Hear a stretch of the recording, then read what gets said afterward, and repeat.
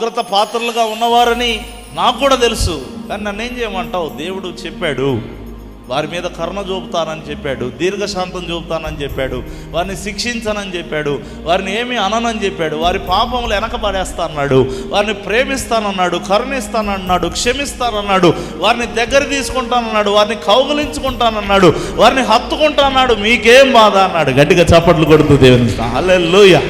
అందుకే నీలాంటోళ్ళు నాలాంటోళ్ళు వచ్చి నాడు ప్రభు సన్నిధిలో పడ్డాం. అంతేనా కదా? అర్హత ఉందని పడ్డామా? యోగ్యత ఉందని వచ్చా.